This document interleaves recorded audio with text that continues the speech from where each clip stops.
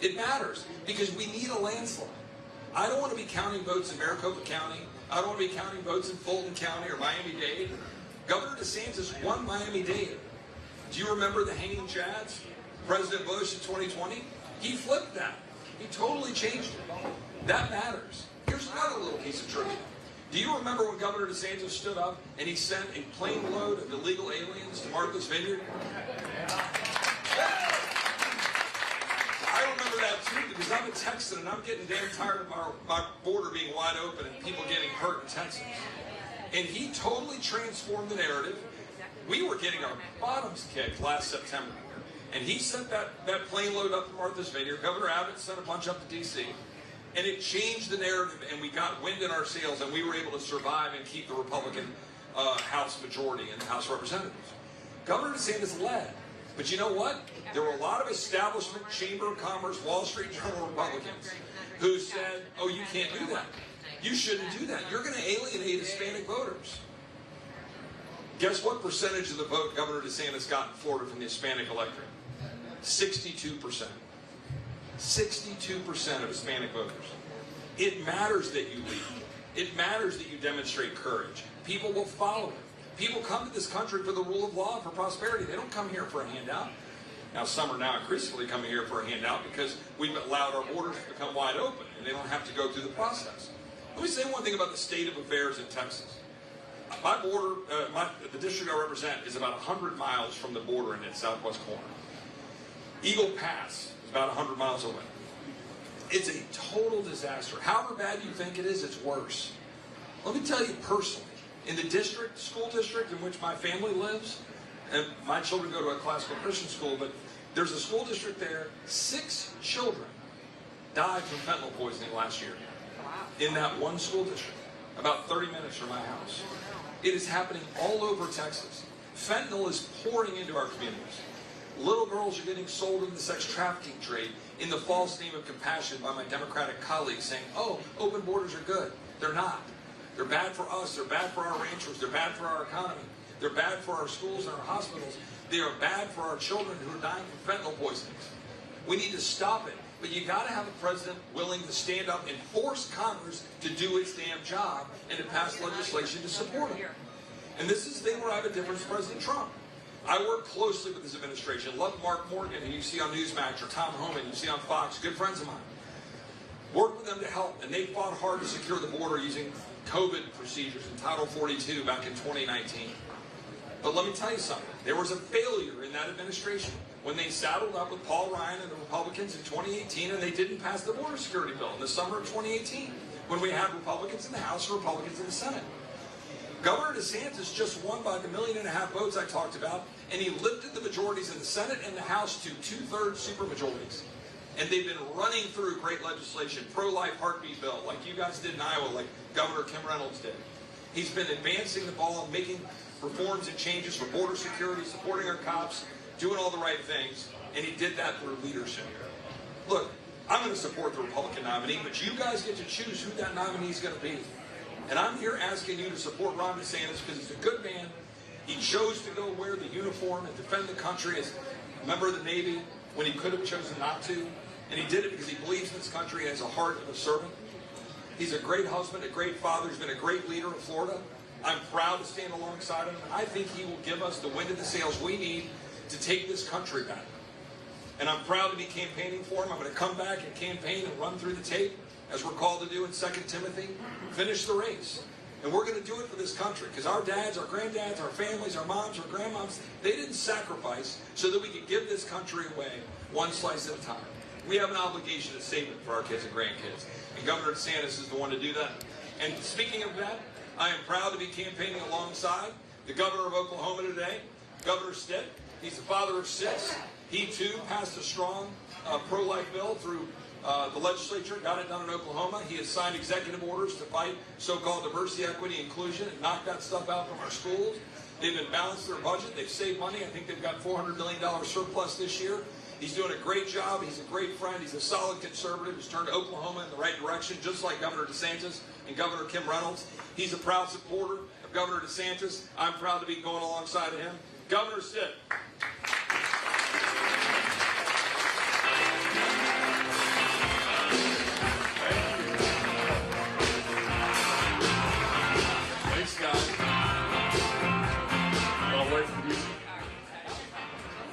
it's so good to be in Iowa with all of you guys. Just came in from Oklahoma today, and like you said, like Chip said, I'm been married for 25 years, have 6 children, and when I ran for governor, I had no idea that being governor was going to make me a better father. You see, my son, my 18-year-old son, just joined the Army, and my wife and I, thank you, my wife and I went to his swearing-in ceremony. So when you swear into the Army, you promise to obey the President of the United States, to defend the Constitution from all enemies, foreign and domestic. And here is my 18-year-old son with his hand in the air, because he's also joining the Oklahoma National Guard. He promises to obey the commands of the governor of the state of Oklahoma. So, of course, I've been wearing him out over that one. Go polish my boots, soldier. Go wash my truck. He's been rolling his eyes at his dad. But anyway, we do this, and I don't think our founding fathers really envisioned politics would be a profession. They thought you'd be a successful farmer or business person or rancher or teacher. You'd leave that to go serve your state or your country. And that's exactly what I promised the people of Oklahoma. That's what I've seen in Governor DeSantis, how he's leading. He's also a father of 3 kids. I just want to tell you privately what I saw with DeSantis. So he came to Oklahoma and brought his 3 children with him, and we took him over to a rodeo in Ponca City, Oklahoma. And no crowds were around yet. We got there early, and he brought his baseball glove for his little 6-year-old son and his baseball glove. So we got out there, and it was just the best picture of Americanas. He was playing catch with his little son. And, you know, Governor DeSantis played baseball at Yale. He was the captain of his baseball team. He went to Harvard Law School, so amazingly brilliant guy. But he is a father just like us, and he wants to leave this country a better place. And so, you know, the couple things I want to leave with you. Number one, we believe in protecting freedoms, right? And I don't believe you put the Constitution in the attic just because somebody in Washington, D.C. tells us to. I was one of the only governors in the country that refused to do a mask mandate statewide during COVID. And guess who the other governor was? Governor DeSantis. He stood up to this mandate and these the Washington, D.C. bureaucrats telling us exactly how to live our lives, whether it's Florida or Iowa or Oklahoma. He will absolutely secure the border. Hopefully he'll talk about that tonight. Day 1 in office, we've got to secure our southern borders. He will protect our children. There is an absolutely attack on our education system. I'm following his lead. He is number 1 in the country right now in school choice. And in Oklahoma, we just passed a school choice plan as well. So now every single parent can have a refundable tax credit to send their kids to a school of their choice.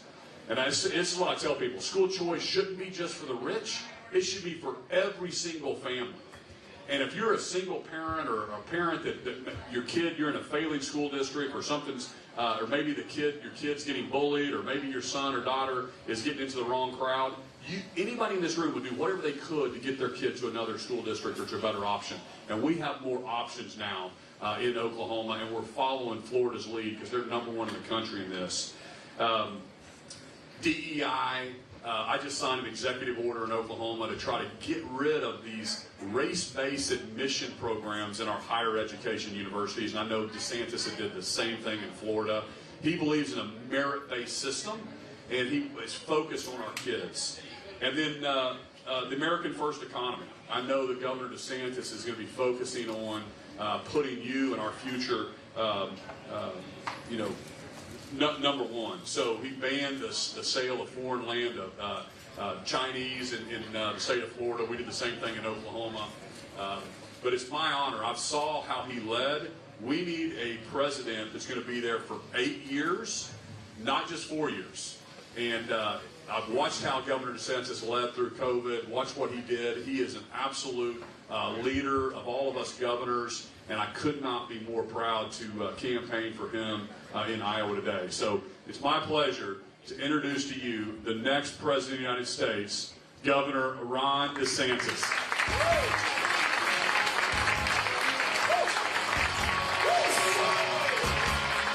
Thanks so much. Thank you. Great to be back in Clinton. Good to see you all. Hope you all have a Merry Christmas. Are you guys staying local? Has anyone got any big plans for Christmas? Florida. Who's doing Florida? Where?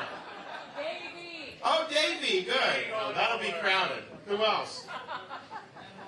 Panama City Beach, okay. You know, I love Panama City Beach, although I don't know what the weather's going to be like. Northern Florida can still get cold in the winter.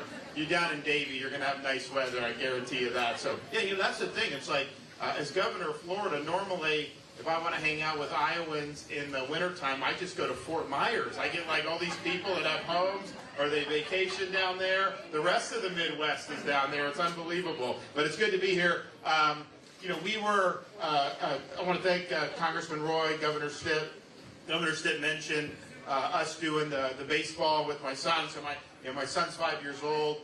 One of the things we got to do, so we've done all 99 counties in Iowa. We've done events in all of them. We've gotten to see the state, meet a lot of people, answer questions, and we look forward to doing that here in a second. But one of the things we got to do was we got to play on the Field of Dreams baseball field, which is in Dyersville, Iowa, right outside of Dubuque. As a kid that played baseball all the way through college, you know, that was a really cool experience for me because I remember watching that when I was young. Never think that I'd actually be there. So when we found out we were going to do an event there, I was showing my kids the movie and going through everything. And so my two girls were watching it. My son got really into it. And so we get out there. They're running the bases. I'm throwing balls with them. And then we go out to kind of the outfield where all the corn is. And my son looks up to me and he says, "Daddy, is this heaven?" I said, "No, son, it's Iowa." So now when I ask him that, now when we joke about it, I will ask him if we ever see, you know, the nice corn or anything that reminds us about that when we're traveling. I'll say, "Mason, is this heaven?" He'll be, "No, Daddy, it's Iowa." So we know. I'm happy to be here. I want to just mostly just take your questions. We got Chip from Congress perspective, and then Kevin from the state's perspective.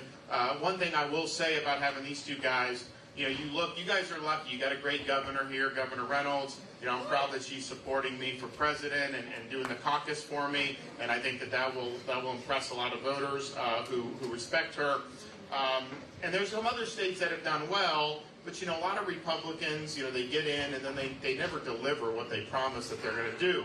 And when Kevin came governor of Oklahoma, it's maybe the most conservative state in the country, but they had not really had the bold, I think, agenda that you would think of a state like that. So he really had to come in and do that. And so he talked about a lot of the things that they've done. He's knocking it out, and that's really what it's all about. Just having a Republican in office is not enough. You need that Republican to actually follow through and stand for what the people want to see done. And so on issue after issue, he's been able to do that. And Oklahoma's doing very well. I mean, there are people moving from like California, fleeing Gavin Newsom to go. They're moving to Oklahoma because of what he's been able to do there. So hats off to him. And then Chip, I think, is great because we see all these guys in Washington let us down time after time after time. They say one thing when they're home, then they go up, and then they're basically just part of the swamp.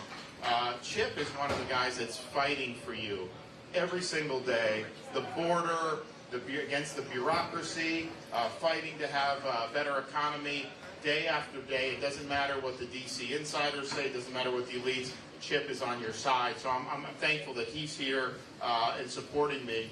And I think that that's indicative of, you know, we're really building a great group here in Iowa and throughout the country of people that really want us to get the job done and produce results. Leadership is not about entertainment. Leadership is not about showmanship. Leadership is about putting forth a vision on where you're going to take this country and delivering on that vision. That's what we did in Florida. All the stuff that we did, I had opposition to every single thing from the usual suspects, from the left, from the media, from all these other courts, sometimes from some of these entrenched Republicans. And it's easy to get pulled off course. It's easy to get diverted. We know where true north is, and that's day after day. That's all I care about. If I said I was going to do something, I got to get that job done. I got to make it happen. And I can say I'm the only one running for president that has delivered on 100% of his promises. You look back what I said I would do in Florida, we did it. I'm also the only one running for president If you look at all the problems in this country and you look at the source of those problems, all these people on the political left, I'm the only one running for president that has beaten these people time after time after time, like I have in the state of Florida. We beat the teachers' unions by enacting universal school choice. We beat Fauci on COVID. We beat George Soros on crime. We had 2 radical left prosecutors that he helped elect who did not want to enforce laws they disagreed with, and I removed both of them from their posts, so they're gone. We also stood up against the Democrats and beat the Democrats on election integrity. We banned ballot harvesting. We have universal voter ID. In Florida, we count millions and millions of votes by midnight on election night and produce the results. That was not the way Florida used to do business. And we also beat the left on banning China from purchasing land in the state of Florida. The ACLU is suing me on this right now, but it's the right thing to do. So we've not just talked the talk, we've walked the walk, we've delivered, and that's what we need for the next president of the United States. Someone that'll fight for you, dig in, and fight for you when it's not easy. We've done that during COVID, beating Disney. Someone that'll win for you. Chip mentioned what we've been able to do in Florida in terms of winning big victories when nobody thought was possible. And incidentally, you hear the media, they're like obsessed with polls. There were polls saying I was going to lose my re-election. There were polls saying I was going to win by 3 or 4 points. I won by 20 points. And we knew that was going to happen because we were doing the stuff we needed to do. But they try to do things to try to create these narratives. So we won the greatest victory in the history of the state of Florida for a Republican running for governor, and that has had a huge impact on the trajectory of our state. They are not going to be able to turn away all the progress we've made. But winning also means delivering on all these key issues that we're talking about. We have got to get this border secure once and for all. I'm sick of Republicans promising, and yet it's still a problem. How do you do it? Day one, we're going to declare it to be a national emergency. We're going to marshal all available resources, including our U.S. military, to be on the border, to stop the invasion, to ensure that people here illegally get sent back to their home countries. Yes, to build the border wall, and we will have Mexico pay for the border wall. How? We're going to impose fees on remittances that workers send back to foreign countries like Mexico and Central America. We'll raise billions of dollars, and we'll plow that into the construction of the wall. But we are going to hold the Mexican drug cartels accountable for the carnage that they're causing our society. They are invading this country, and they are poisoning tens of thousands of Americans every single year with this fentanyl.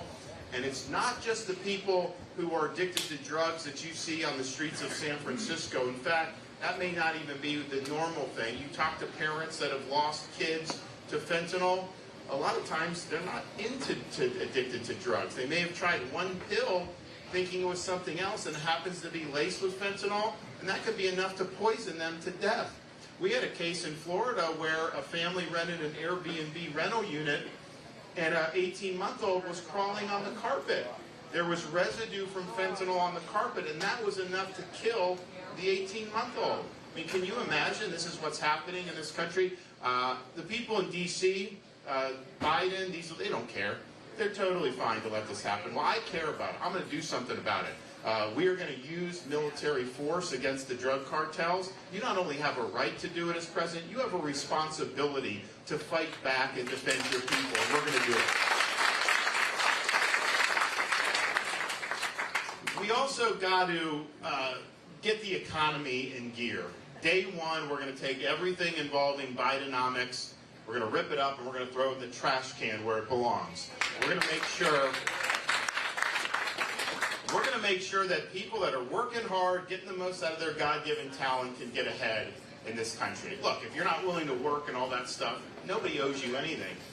What we do owe, though, is an open field and fair chance for people to pursue their dreams. And what's happening now is people are working hard, they're trying to raise families, and they're falling behind because of rising prices, because of the high interest rates, because of the burden that government places on economy, and we're not growing the way we need to do. So we're going to get after that on day one. We're going to get the interest rates down. We're going to work with Congress to stop spending so much money and stop borrowing so much money, which is the cause of the rising prices that you've been doing. And here's the thing, it's both parties. It's not just Democrats, it's Republicans and Democrats that have borrowed, printed, and spent so much money, particularly since March of 2020 during COVID.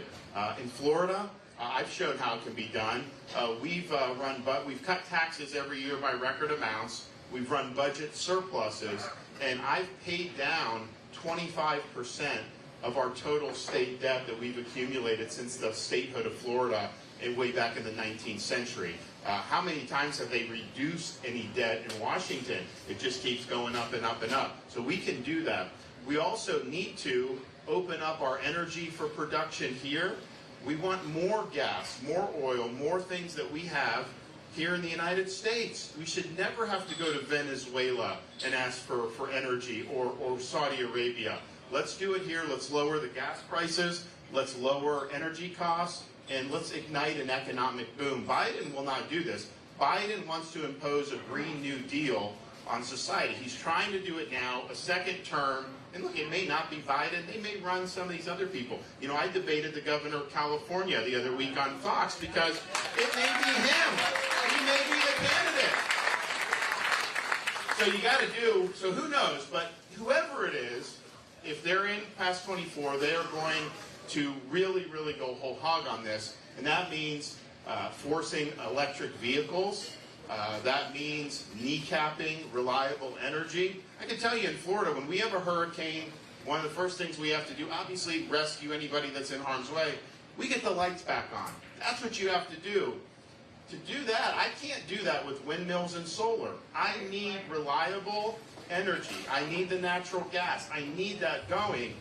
They want to kneecap that. It's going to cause blackouts. California has rolling blackouts because they don't have enough grid capacity. It's interesting. They did a mandate for every new car in California. It hasn't taken effect now, but in the not too distant future, you're not going to be allowed to buy a new car unless it's electric. No more internal combustion. And so, well, first of all, that's bad for consumers. It's going to cost more money. It's going to bankrupt the car companies. There's a whole host of problems there.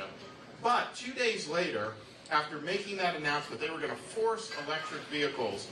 They put out an announcement in California. All owners of electric vehicles, do not plug in your electric vehicle. We do not have enough capacity on the grid. And I'm thinking to myself, what's going to happen if you add another 10 million of these things?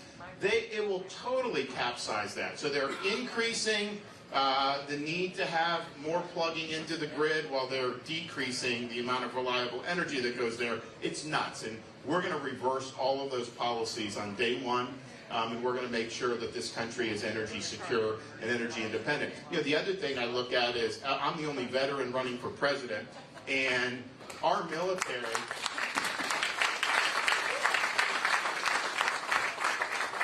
You know, I remember. I mean, my life. I was baseball, and I had different aspirations. 9/11 happened, and I felt that I should do my part and serve the country. We were in conflict. We were in a crisis. No draft. I didn't get any money to pay for school or anything. I took a big pay cut because I would have made a lot more in the private sector. But I said, you know what? It's important. It's an honor to even be able to wear the cloth of your country. That was kind of my mindset. I was very proud to be a part. I was in the Navy, but just to be a part of our armed forces. I had a lot of respect. You look at how dysfunctional our government has been for many, many years. You know, I viewed the military as the exception to that. I viewed it as a place where the best of the best went. And we still got a lot of good people in there, but the culture of the military has changed. You have civilian leaders. You have some of the top brass. They're trying to promote a social agenda in the military, a political agenda. They have woke ideology in the military. I was talking to a fella on active duty the other day, and he said that he's done more DEI training than he has flight training. He's a pilot. They're telling you to memorize all these pronouns, but they're not doing what it takes to prepare our people to fight and win wars. That is not going to work in this country. It's not the military I remember. As Commander-in-Chief on day one, I'm ripping all the nonsense out of the military. It's going to be mission first. You're going to advance based on merit and achievement, and that's the way it's got to be. it also kills morale. I mean, if people are working hard and they're the best and they get passed over because of another agenda, absolutely kills morale. But we need to do that, and then we also need to bolster our capacity to deter countries that are threats to us, like China, from passing us by. So we'll make sure to keep China in a box. We're not going to let them dominate, pass us by militarily or economically. But if they do that, and they will do that if Biden remains, you're going to feel that as Americans. They're not just going to have power and not exercise it. They're going to exercise that power, and that's going to bite. And that's going to hurt a lot of people in this country. I'm going to ensure that the 21st century is not a Chinese century. I'm going to ensure that the 21st century is an American century. This is the decisive decade to make sure that that is the case.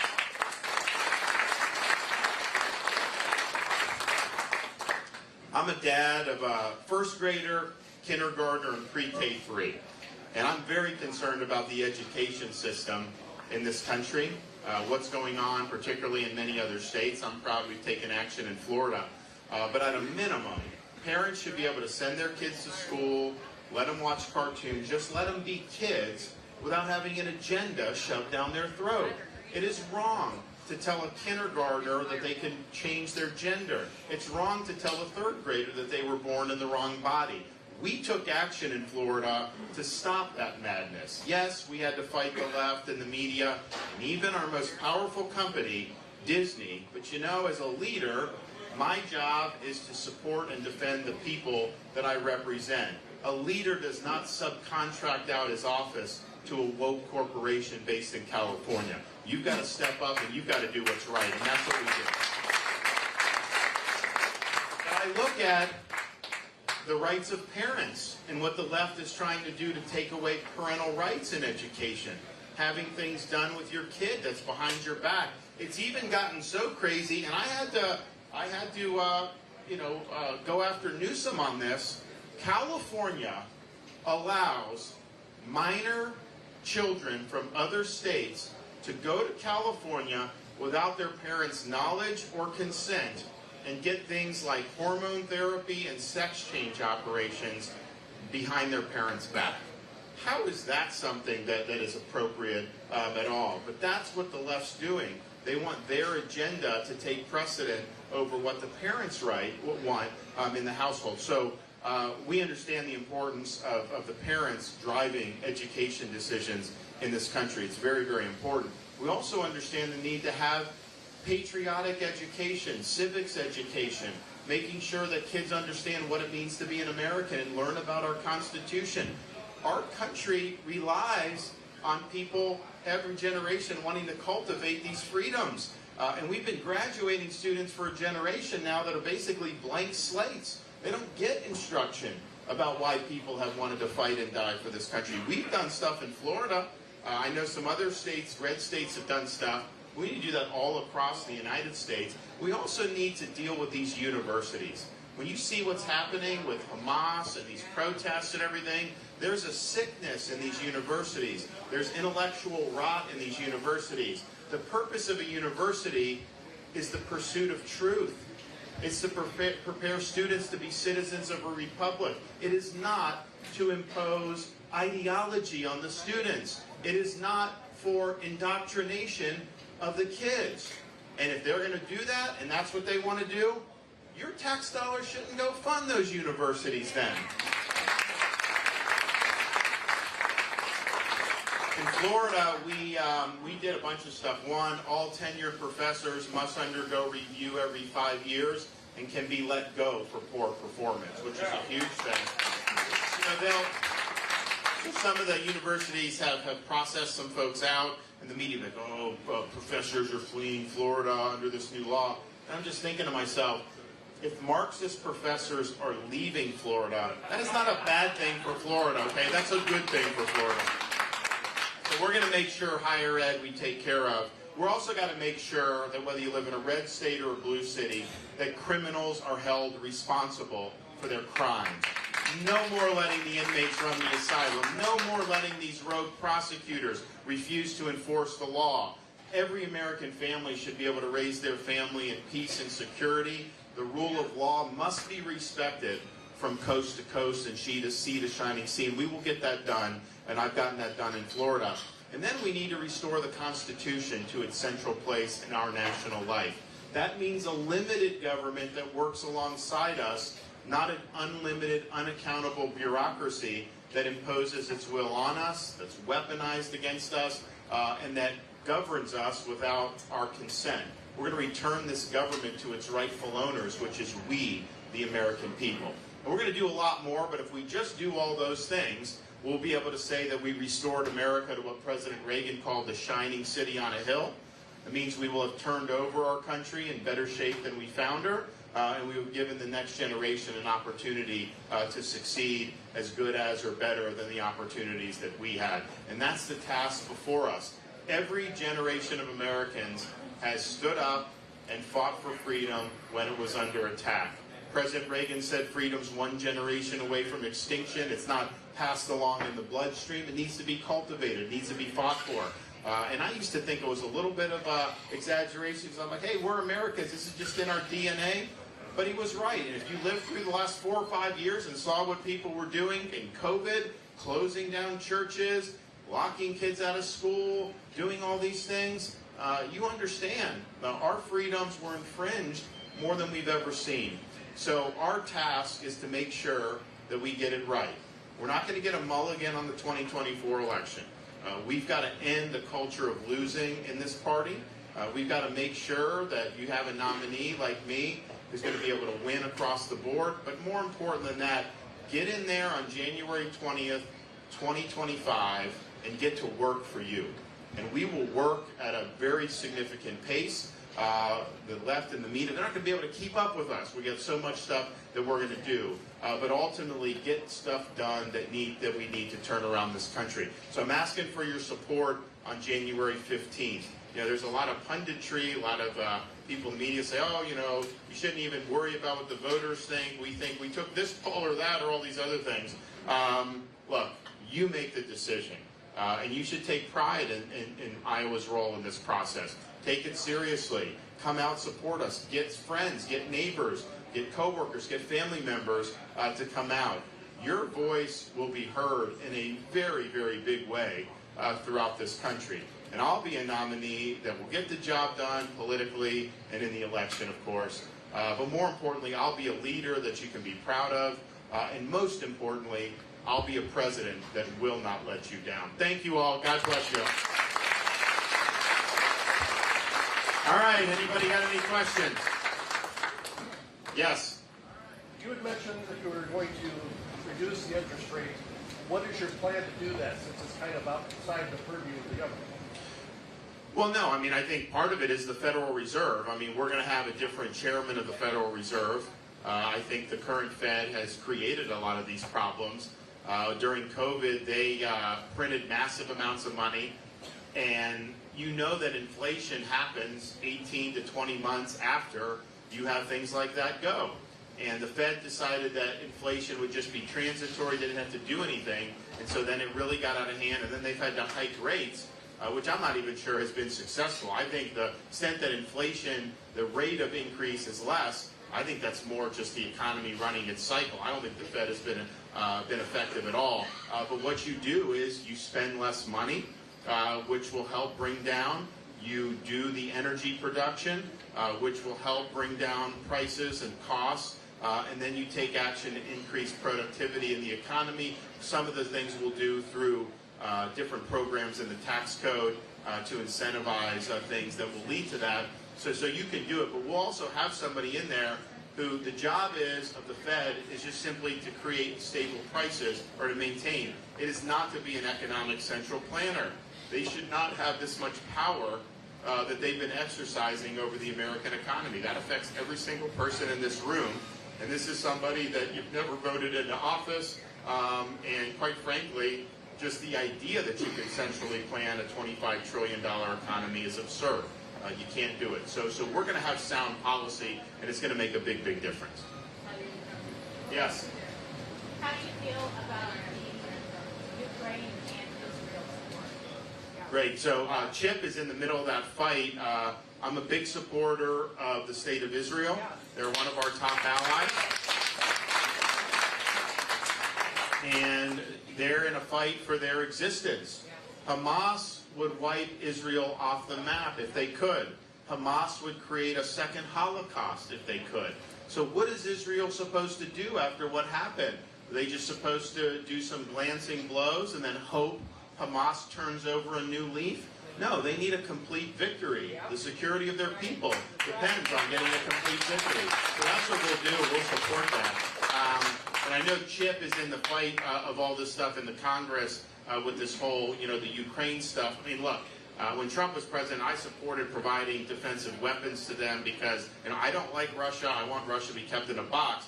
But they have sent billions and billions of dollars to do things like pay salaries for Ukrainian bureaucrats, pay pensions for retired Ukrainians, pay money for farming in Ukraine, and small business money. And I'm thinking, what about our people here? We have our own border that's open. What about our security? Why aren't you doing anything to take that on? And so I don't see how they could possibly justify taking not just taking your tax dollars, borrowing money from China that you'll be obligated to pay back in the future to be able to send a check to a retired bureaucrat in Ukraine. You've got to be kidding me on this stuff. But we need to secure our own country. DC elites, they ignore the problems of the American people and they pursue their own agenda. And how they've handled this border has been an absolute disgrace, and it needs to change.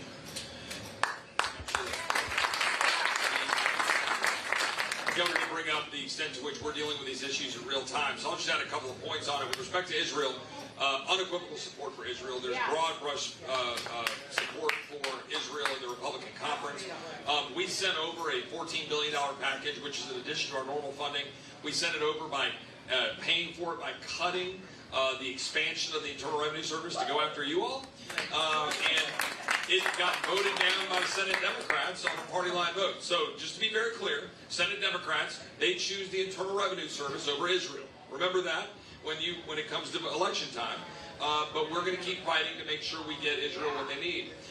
Secondly, it's also really important, if we're going to stand alongside Israel, that we've got leaders who will not be supporting dollars flowing essentially to Hamas by way of the Palestinian Authority and through United Nations programs. And with all due respect to the former governor of South Carolina, who was the ambassador to the United Nations, we've been giving loads of money to the United Nations, $12.5 billion in 2021. Let that sink in for a minute. I introduced legislation to get rid of every single one of those dollars, along with my friend Mike Lee, to cancel money to the United Nations. But unfortunately, under Ambassador Haley's tenure, we were giving money through UNRWA to the Palestinians, which is funding Hamas, which is being used against our friend Israel. Why would we do that? I think that's a mistake. And Governor DeSantis has been clear about that since he was in Congress and as governor. So we ought to stand alongside Israel, but we need to make sure that's not just words. We should stop funding our enemies. The second thing is, with respect to Ukraine, we need a mission. We need clarity. We need to know what they're using it for. The White House won't even tell us. Well, what do we want? Crimea, Donbass, what's our goal? What's our mission? But that's a separate question from whether, and this is the position that we're trying to stake out as Republicans, and that I'm encouraging new Speaker Mike Johnson to take, and so far he's leaning in that direction. Under no circumstances should we even mention the word Ukraine on the floor of the House until the border of the United States is secure, period, full stop. Yeah, we're going to, another issue with this that goes into Israel is Biden is also funding Iran because he's releasing the sanctions. He's letting oil revenue flow in. That's $6 billion that they had earmarked. That's part of it, but it's way more than that in terms of the relief he's given them. They think they can get a deal with Iran. Look, Iran is a mortal enemy of the United States. That regime hates the United States more than anything. 2023, this is the 40th anniversary of the bombing of the Marine Corps barracks in Beirut, Lebanon. That was orchestrated by Iran through Hezbollah, killing over 240 Americans, the deadliest day for the U.S. Marine Corps since Iwo Jima. When I was deployed to Iraq, most of the casualties that we were suffering was actually not from Al-Qaeda and the Sunni terrorists. It was from Iranian-backed groups The Iranians were pouring money in. They were doing these massive explosively formed penetrators, these EFPs that could blow up an up-armored Humvee with no problem. And they killed probably over 1,000 U.S. service members during the Iraq campaign. So that's just who that regime is. So to play footsie with them is absurd. So we'll turn all the screws so that they're not getting money flowing in. In fact, I just signed legislation in Florida last month.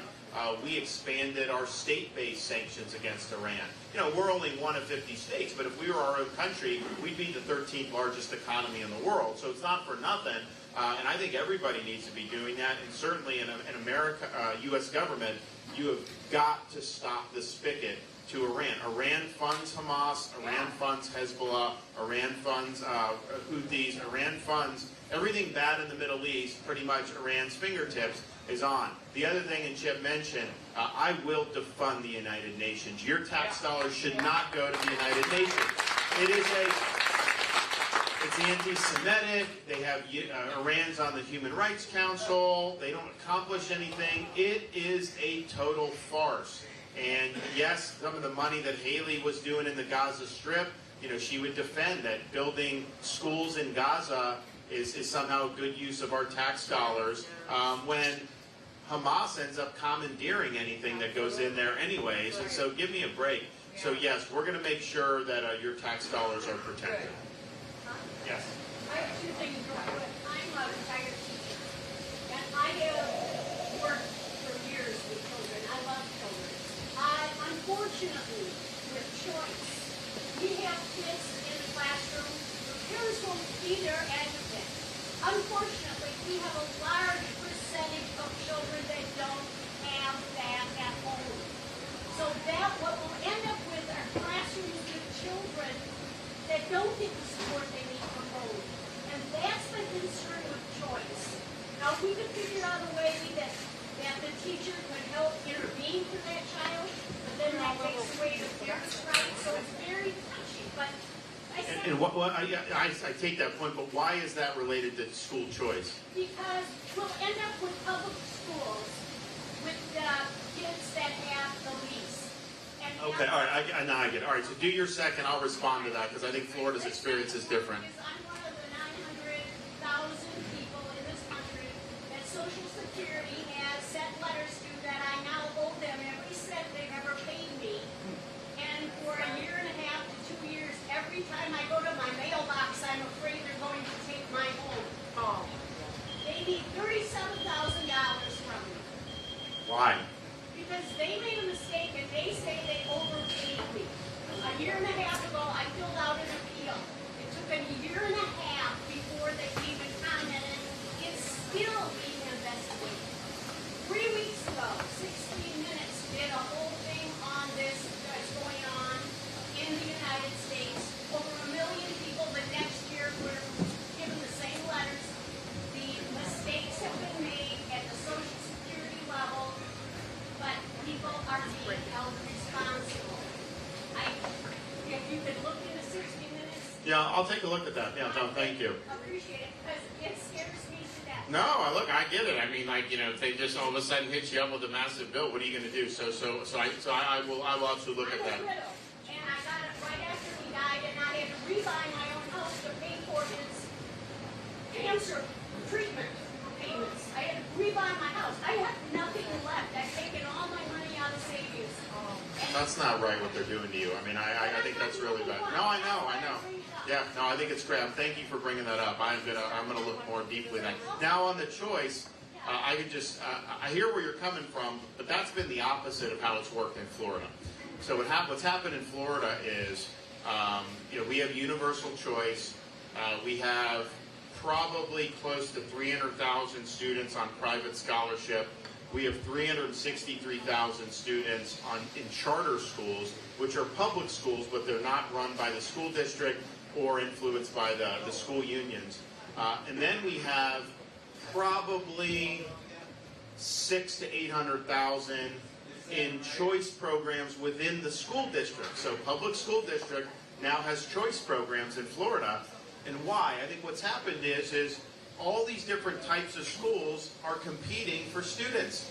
And so if a charter school's offering something, parents will then go to the school district and say, hey, I may do that. And then the school district has had to provide better opportunities. So our performance in our school districts has gone up since we've had choice programs.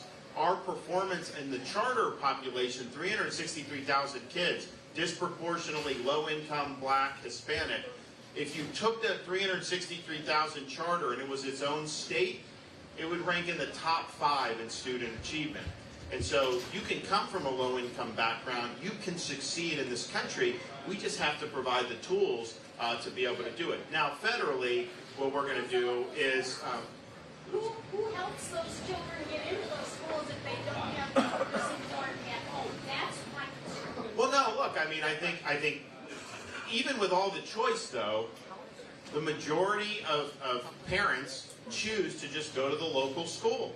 And that's why, like, the people that have been for school choice, it kind of grew out of frustration, understandably, with some really disastrous inner city schools.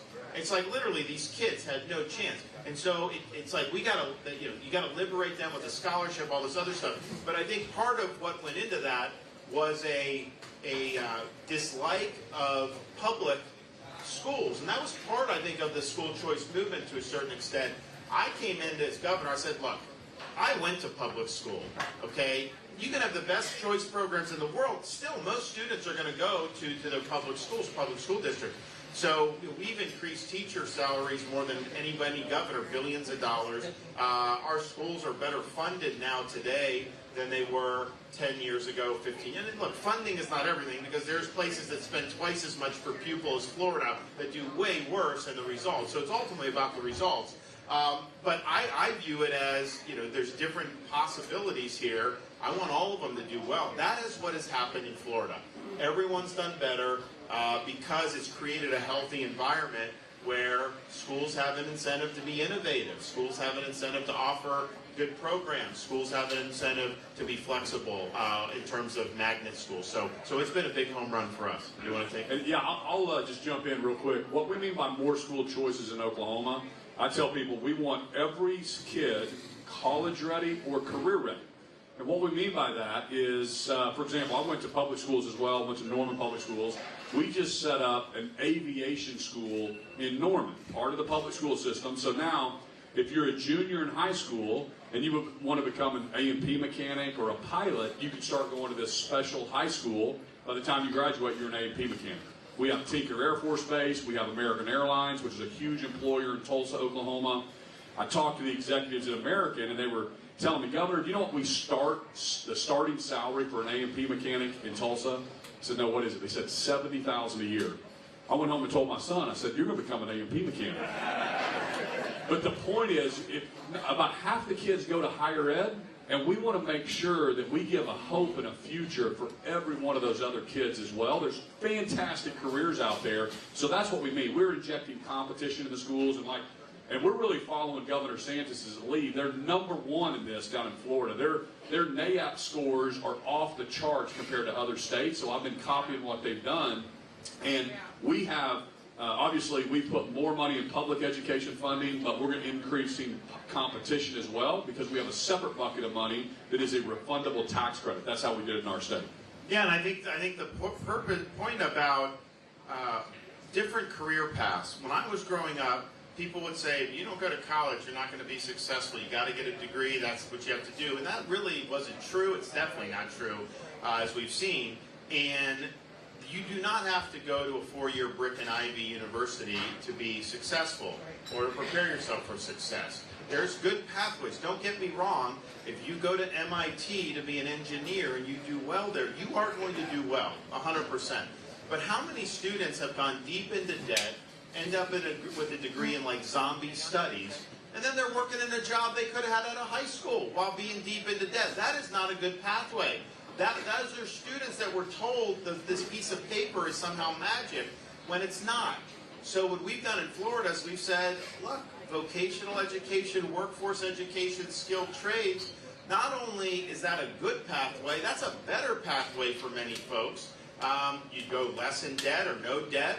And starting salary, I mean, we did commercial driver's license, the truck drivers. We used to do $600 a year through our state college system. Now we do $3,500 a year. You can start out at $100,000 or more, most of the place to drive trucks. You can graduate Florida high schools with certification in aviation mechanics or welding or all these things. Electrical, HVAC. In Florida, you get that, you'll make good money. And a few years, these guys can start their own companies because we've got so many people moving in. There's a demand for all that. So I want to make sure, I like to take some of this money that's been going, like these student loans.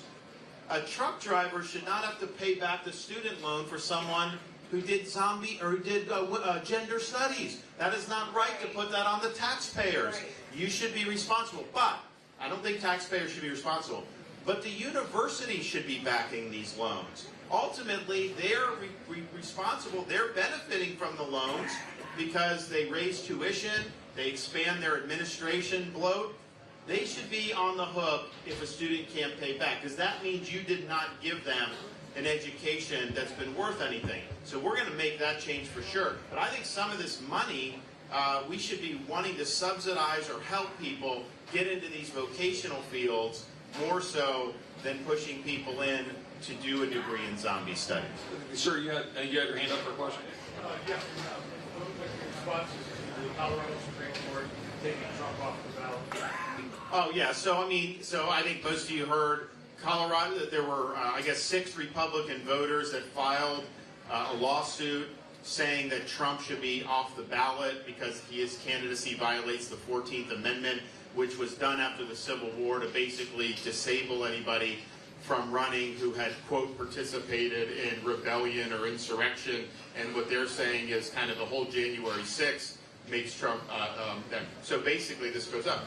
But there's not been any trial or any guilty finding. They're just saying this from the Colorado Supreme Court. So that's a very dangerous precedent to say that a partisan court can just take somebody off the ballot. You know, it's one thing if somebody had been criminally convicted of those offenses, well then they could just apply the conviction. That has not happened in this case. And my fear is that Democrat states are going to go and move on this ground to do. Can Republicans, can we just go in and say, you know, take Biden off the ballot? He let in 8 million people illegally into this country. He did not satisfy his oath of office. There's going to likely be terrorist attacks that happen in this country because of who he left in.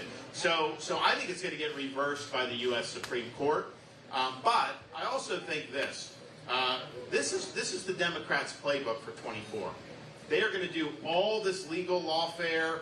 They have trials for Trump. They have all this other stuff. The whole election will be about all this stuff if he's the nominee. That's just a fact. I don't think it's fair. I don't think these guys are on the up and up. I think it's politically motivated. I think they are abusing their power. But we win when we make the election about the American people. We win when we hold Biden accountable for his failures. We don't win when the whole election's a referendum on all those other issues and Biden's allowed to just sit in the basement and not have to face any scrutiny. So that's the choice that we have as Republicans going forward. And here's the deal. All the issues where we've seen the DOJ and the politicization and the weaponization, I'm the only guy that can actually fix that and stop it. Because it's not about me. It's about restoring the Constitution and restoring a single standard of justice and protecting you from the abuses of government. I don't think you can be successful and go in if what you're doing is all about your personal retribution. That's just not going to work. That's not how the founders conceived of the presidency. And so I have the opportunity not only to win the election, focus it on the issues, but get in there and actually change all this stuff so that we don't have to worry about this happening again. Yes. Hey, what about affordable health care in this country? I mean, like our prescription drugs, it's off the charts. I mean, it's bad. No, 100%. So my number one concern with the whole healthcare stuff is affordability. People just can't afford it right now, and it's because of the whole system is geared towards big hospital conglomerates, big pharma companies, big insurance, big government.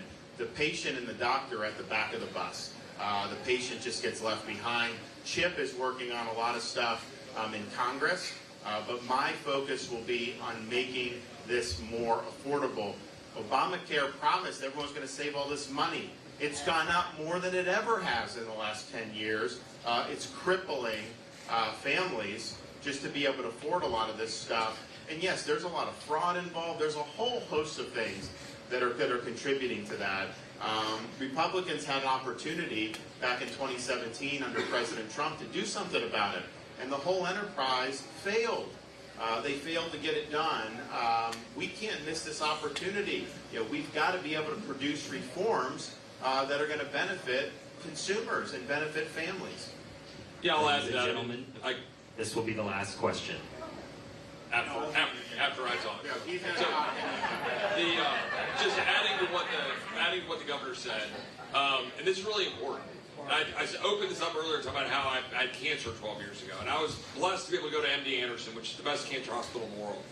And I've got a constituent right now who's on Obamacare, and she has stage 3 cancer, and she cannot go to MD Anderson, the best cancer hospital in the world, which is about 3 hours from her house, because Obamacare doesn't allow for it. We get Obamacare as members of Congress. We don't get a different plan, we get Obamacare. I would not be able to go back to MD Anderson if my cancer comes back on an Obamacare plan as a member of Congress. That's wrong. We've been selling the American people a bill of goods. We've been selling them government-regulated, insurance-run health care management, not health care. Right? That's the truth. We have not been giving people the ability to go to the doctor of their choice, being able to use your resources, but resources contribute to you by your employer. We can level the playing field. We can do it in an instant if we change the tax code and we expand savings accounts so that you have the dollars, your employer can provide them to you. You get the tax benefit that corporations currently get. You can explode into a system where we can go to direct primary care. You can go to the doctor of your choice. You can have the cell phone number of your doctor. You don't have to call some bureaucrat on the phone and say, hey, what doctor is within 3 hours of my house? Oh, you give me 2 doctors in your choice. Oh, great, thank you. Right? How many places can you go change the oil of your car within a 20-mile drive of your house? Loads, right? Dozens. How many doctors can you go to under your insurance plan? Can you even tell me? I mean, you got to call and figure it out. It's so complicated, you can't do it. So we need to break the back of that.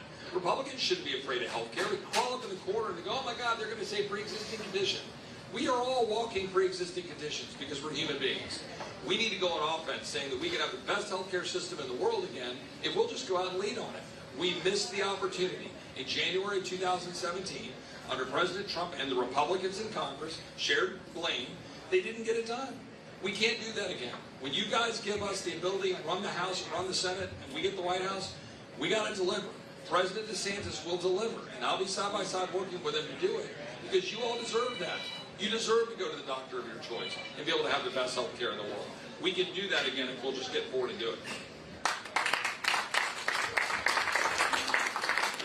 Dovetail on to her question about Israel, because the scripture says, bless Israel and I'll bless you. Curse Israel and I'll curse you. So we have university students who, if you look at the trickle-down effect, these professors, if you said, okay, you're changing the river to the sea, if you said, well, which river, which sea, they wouldn't have a clue as to what you're talking about. So this is coming from the professors now, because they wouldn't be out there protesting something, they're going to stop them and say, well, which one? We couldn't answer you. So how do we get them out? Well, a couple things. So on the college campuses and what we've seen with anti-Semitism and the pro-Hamas, some of this stuff is being driven by foreign students who are here on a visa. And here's the thing. You don't have a right to come here as a foreign student. It's a privilege. So if you're here on foreign visa and you're making common cause with Hamas, I'm canceling your visa and sending you home.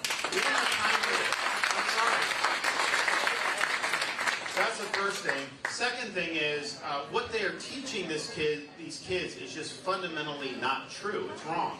You'll hear these college students say Israel is a colonial power. Excuse me. Judea and Samaria, the places that people say are, quote, occupied, those are the oldest Jewish lands. The Jews have connection to those lands going back to biblical times.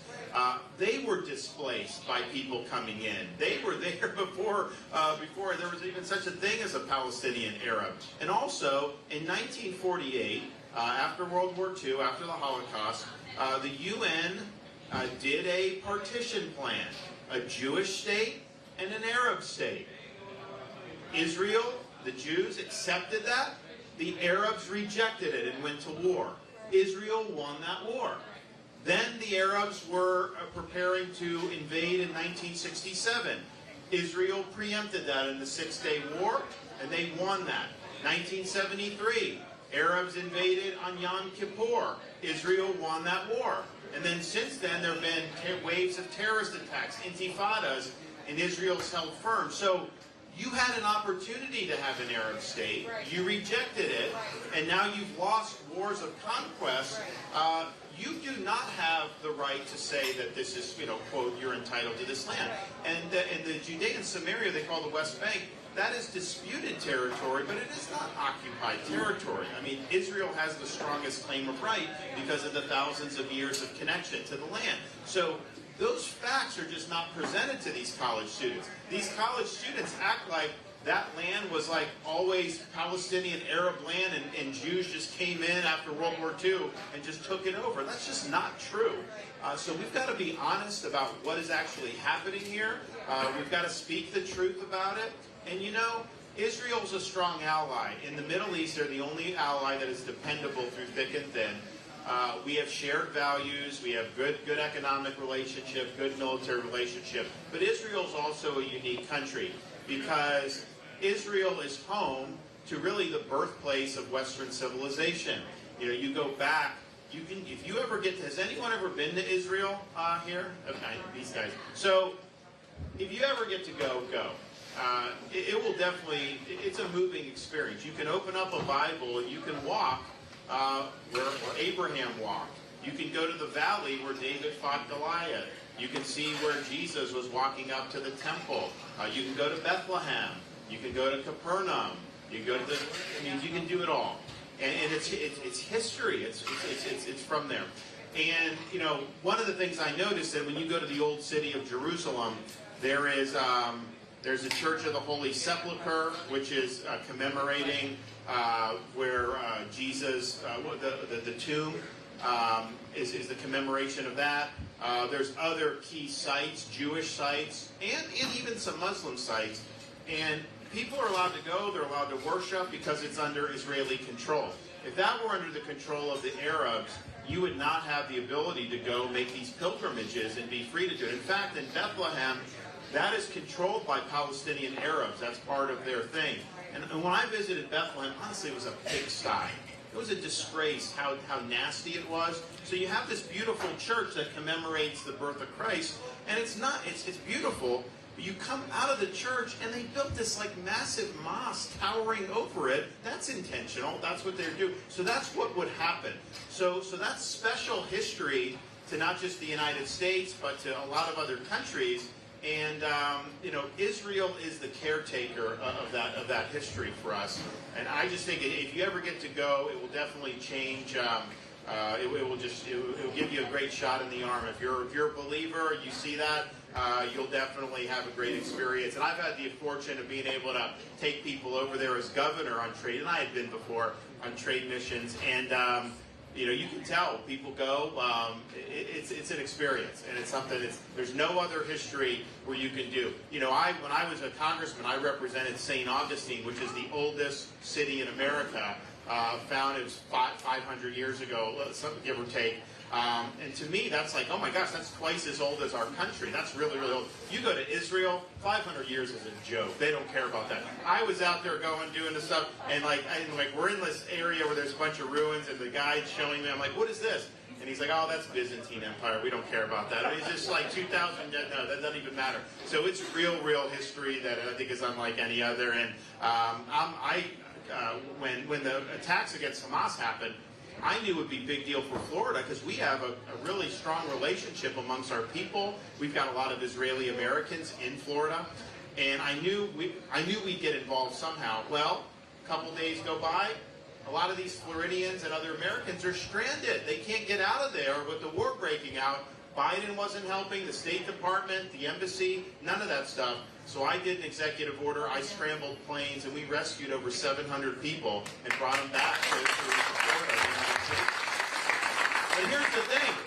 Biden started sending Americans. He would take you from Israel, dump you in Greece, and then you had to figure out a way to get home from Greece. But he'd send you a bill for the flight to Greece. And I'm thinking to myself, if you come across this border illegally, they fly you all around this country for free. They'll put you up in hotels for free. And yet American citizens fleeing a war zone are getting charged by our own government. Talk about putting the American people last. Fortunately for you, that all changes on January 20th, 2025.